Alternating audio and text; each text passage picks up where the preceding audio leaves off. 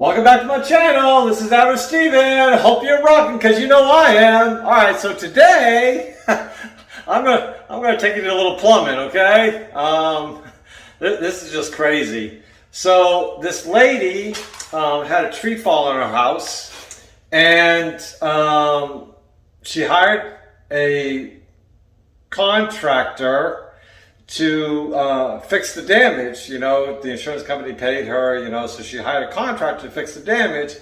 And in the process, you know, she decided that she would relocate her washing machine. Well, her washing machine used to be, I'm going to turn you around. Well, her washing machine used to be, see where that wall used to be? See where the gray is? That's where the washing machine used to be, in that wall. Well, they removed that wall, and they pushed it back to the exterior into this wall. So the washing machine used to be, like I said, at this wall. Well, the contractor got fired. They never pulled a permit. Blah blah blah blah blah blah blah. All right, so I got involved.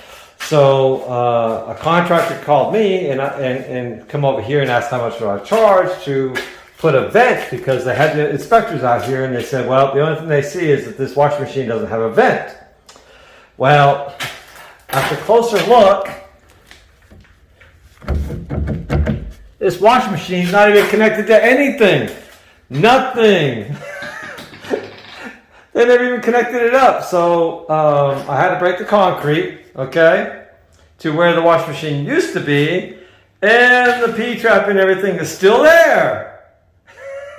These people are crazy. What were they going to do? So I'm going to take this pipe and extend it back to the wall. I'm going to vent it up into the ceiling, up into the attic. Okay, I'll show you all that. All right, but that's a rundown of what I'm going to do today. I've already broke the concrete with the jackhammer. And I was just amazed with the fact that they even left the P-trap there. Yay! So stay tuned. I'll be showing you more. All right, so I got most of the concrete removed. I'll come in with a mini jackhammer tomorrow and bust that up. It's time to call it a day. All right, so I'm back. This is the next day. So I'm going to go ahead. I'm going to flip the camera back around. All right, and now I got my little Bosch right here. I'm going to go ahead and bust up that concrete so I can get right there, right in the corner right there, and get my pipe up the wall. So stay tuned. I'll continue showing you. All right, so I cut the old P-trap out. All right, I've got my pipe ready to go in place. Okay. All right, it's ready to go in place. Got to dig out just a little bit more. Got to do a double 45 like that because of the footer. And yeah, the concrete broke out the back, and that happens sometimes. So getting ready to glue this all in. So see you in a bit. All right, so got it all glued in. All right. So if you notice, this is a pressure coupling. All right, this is a DWD coupling. That's a pressure coupling. All right, let me line it up on the other side. See how much more pipe you get in the pressure coupling? I mean, you can only do this with certain fittings, but I mean, what's that going to stop, you know, from bending? That ain't going to stop anything from bending. But that's going to stop it from bending. That's one of my little secrets, okay? I don't know anybody else who does that but me. And there's a few other tricks that I do too.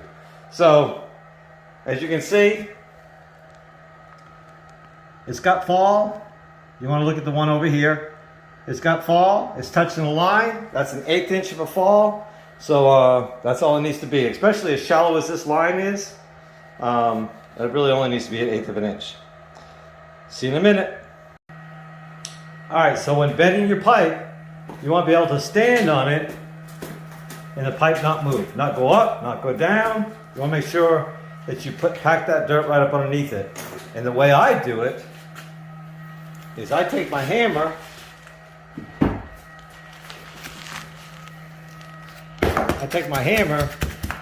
and push the dirt underneath it with my hammer. You gotta be careful not to raise the pipe when you do that. That's how I bend my pipe. And yes, I use a hammer because it's narrow and you can get a good drive on it. So I'll be back when I I'm going to drill a hole to get our P-trap going on. I'll show you in just a minute. I forgot my tripod, so I'm going to try and do this way. Let me tell you, these spider drill bits, these hole saw drill bits, this and the regular hole saws are really awesome. I really, really love them. Let me see if I can get this in here.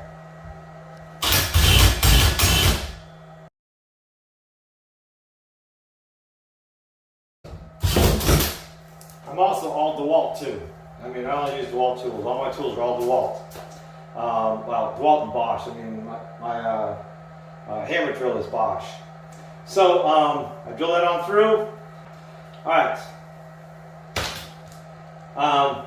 So I'm gonna grab a piece of pipe. I'm just gonna guesstimate this.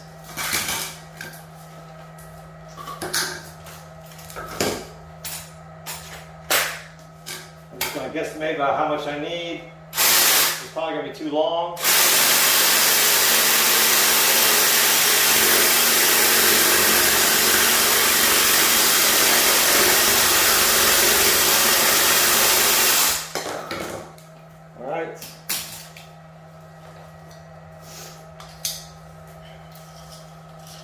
Threw out all the old cut clippings off of it so it sits in there good and tight. Alright, you gotta do both sides if the other side isn't brand new. So, alright, let's put this in here. Let's see what that looks like.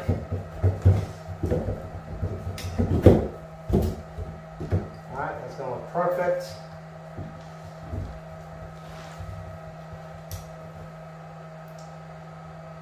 I'm going to have to come out just a little bit. I'll come out just a little bit with that. That board right there is going to be in the way. Unless I cut that board out, which is always a possibility.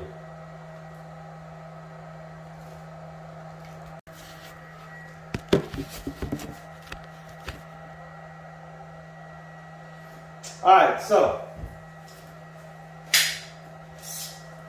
I went ahead and re-drilled the hole out a little bit more, made it a little bit more forward.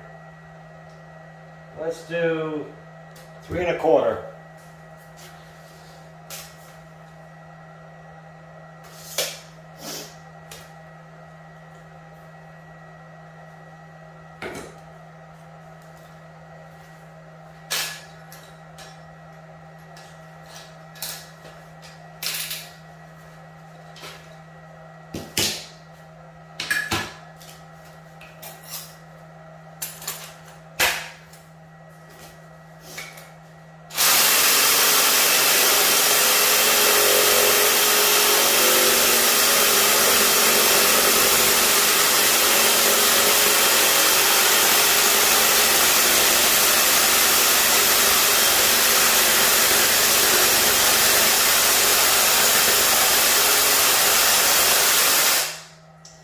Usually in plumbing, your first cut is usually just a guesstimate, just to get you started, you know. Not necessarily all the time, but usually that way it'll get you started so you can work off of that. So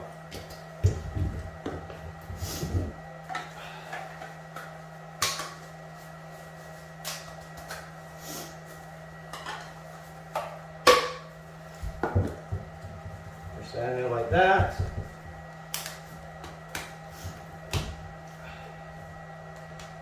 And like that. And that goes in there. Okay? So now, let's get the P-trap. Let's just set that in there real quick. Alright? We want to make sure we lift that up. Alright, so again, I mean, it's not lined up, and I know it's not because I still need to cut that piece right there, but at least it gives me a measurement for this piece.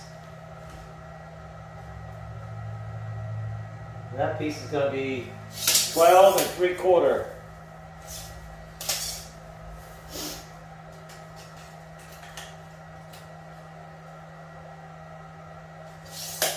$12 3/4.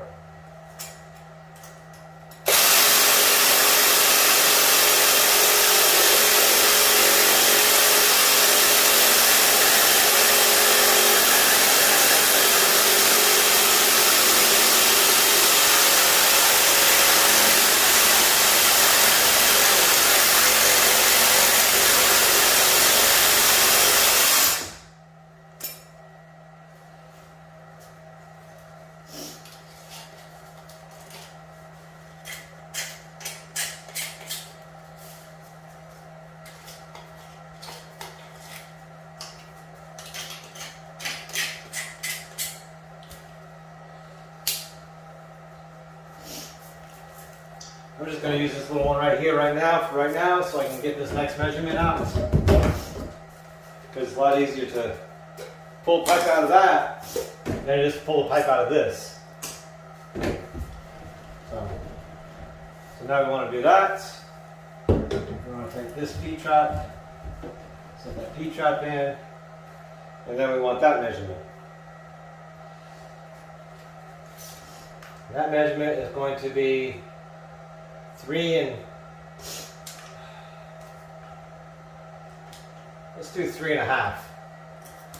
3.5 inches. So I measured this to be 4, so I'm only a half inch off, so that's not bad.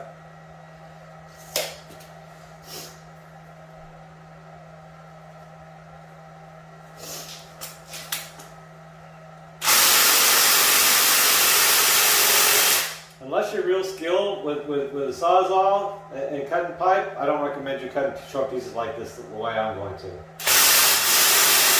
Don't do this at home, in other words.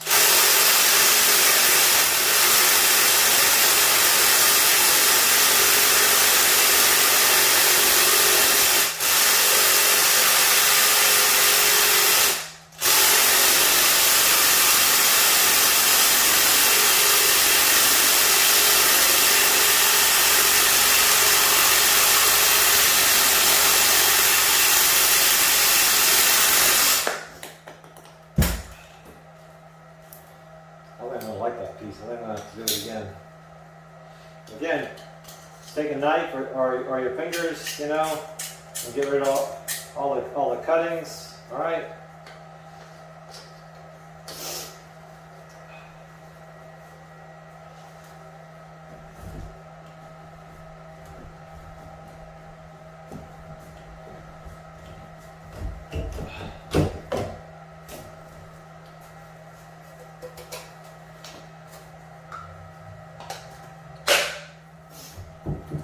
You drive those pieces home. All right, now that should line up just perfect, and it doesn't.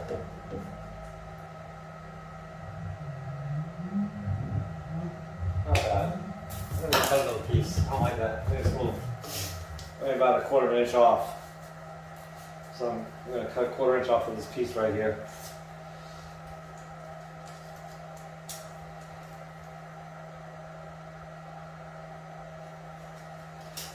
I think that'll go better.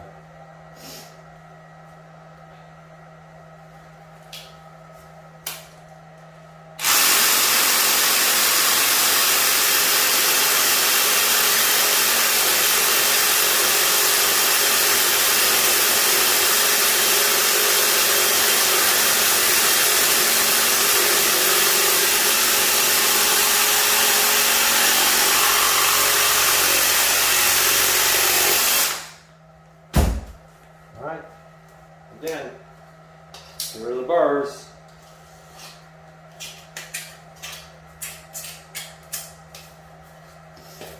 Sure it's nice and clean.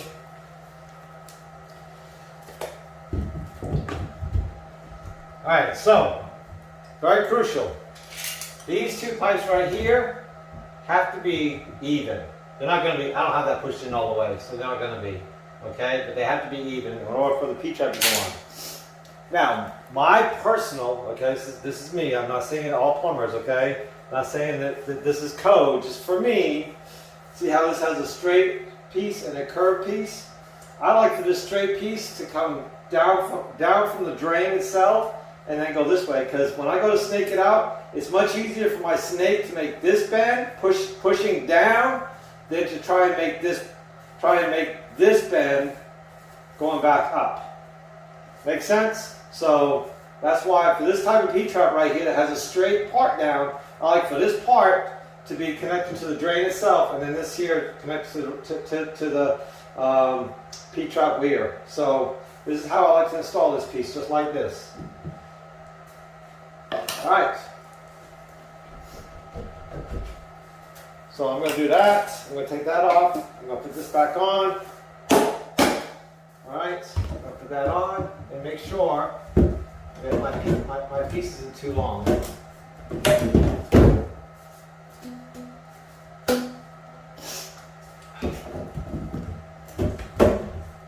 Alright, see how it's not too long. It's going to be perfect when I actually glue it. It's actually going to be perfect. Alright.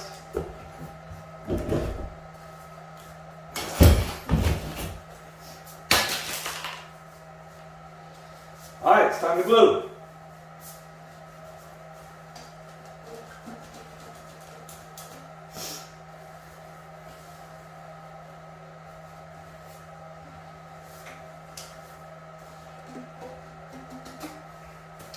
After I get all apart from dry fitting,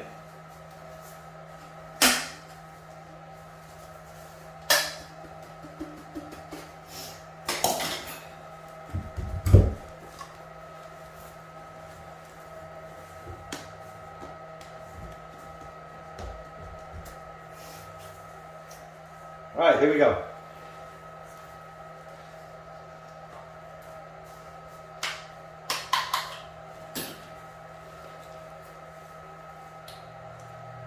Yes, I prime everything. And I use purple primer because therefore, nobody can tell me I didn't prime something. If I use clear, it's actually called clear cleaner, then there's no proof unless you go to a medical lab and they test it to say that has cleaner on it or not. So purple primer, there's no doubt that I primed that thing.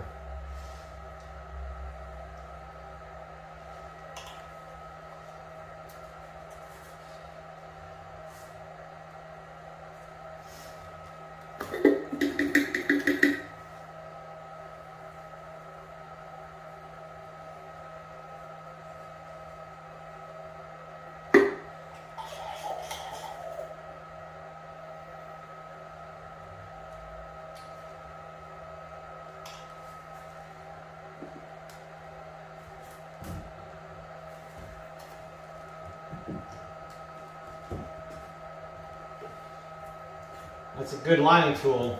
Stick the piece back in there that you're going to stick in there to begin with. So,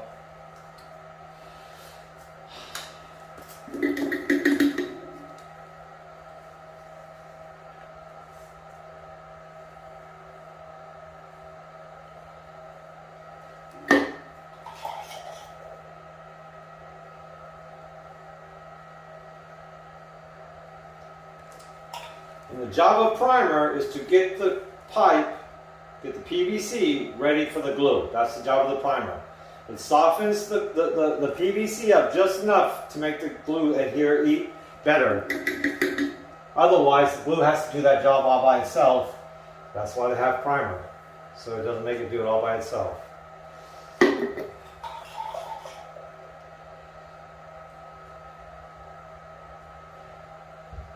So in doing this one, I need to make sure that I've got this completely level. So I'm going to take my level.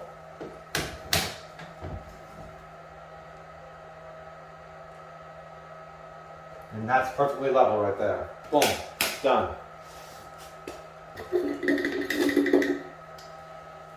Take my pressure coupling, because again, it'll hold better than this little thing right here. Where'd it go? This little thing right here. I mean, what's that going to do? I don't get it. That's just a worthless piece of plumbing right there to me.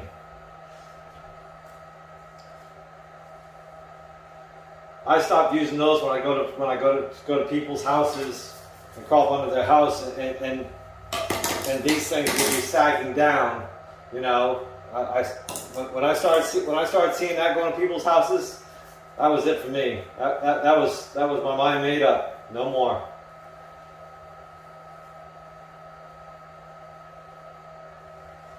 I'm going to stick this on there first.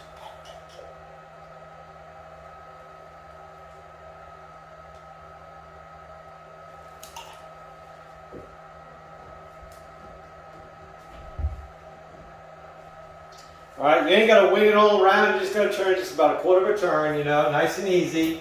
You know, don't be pushing the glue back out. All right, prime that one. All right, prime this one. So let's go ahead and stick them in there.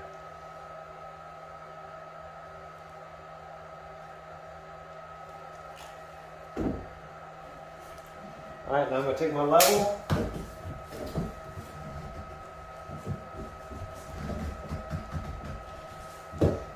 Okay? Level. Done. Now remember, this side is going to go on the downward side right there. Sometimes you got to remind yourself, you got to tell yourself, so that way you don't forget it and turn and put it in the other way. Which, I mean, nothing says it can't go the other way. This is just the way I do it. That's all it is, just the way I do it.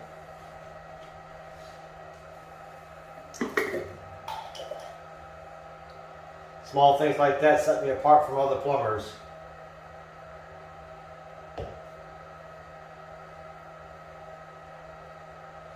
Alright, so now, this we can't really spin it.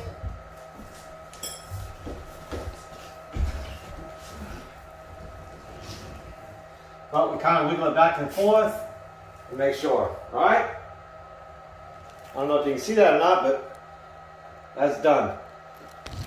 So, this is the other thing that I do. This is a pressure bushing.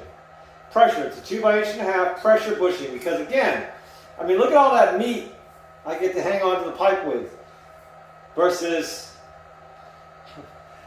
it would literally be like this. It would literally be like that. I would only have that much meat on to stick the pipe in with a regular DWV bushing. But look at all that meat. So that's why I use this right here. Again, it's not code, okay? Nobody's breaking, no one's twisting my arm making me do it. But for me and my plumbing, this is what makes sense.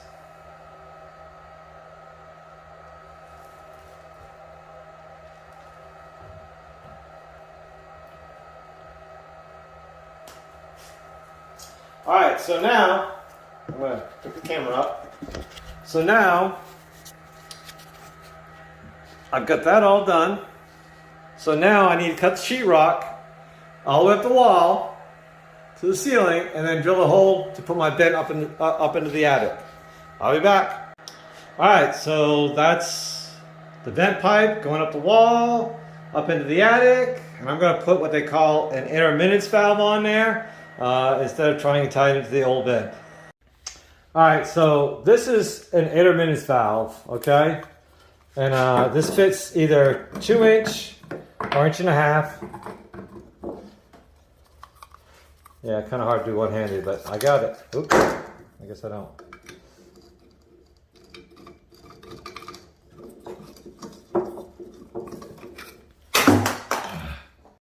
All right, let's try that again. All right, so I screwed it back together. All right, this will either go on the outside of 1.5 inch, okay, like so, or it will go on the inside 2-inch pipe. Well, it's probably deformed from my cutting it. Like that, I haven't getting all the burrs off of it, so maybe that's why. But nonetheless, it will still go on the inside of 2-inch pipe. Okay? Alright. So I'm going to go up in the attic and put this in. I have to put this piece in because it's too low into the insulation. I have to get it above the insulation, 6 inches above the insulation. And what do I have? I have a pressure coupling, okay? Again, I only use pressure couplings. That's all I use. So I'll get that glued up and show you. All right, so I'm in the attic. I'm getting ready to glue my pipe onto that one. See how low it is? I got to get it above the insulation. So I'll get it and I'll show you after. All right, I hope you can see that. All right, so it's all glued up, ready to go. That is a done job. All right, so that concludes this video. I hope you comment, like, subscribe. Don't forget to hit the notification bell. Don't forget, it's right now it's July in South Georgia, and it's hot up here in this attic. So hence the sweat on my face. That's also why I didn't really video this when I was up there, because up here, because it's just too hot. But don't forget, keep rocking, because you know I am. Peace out.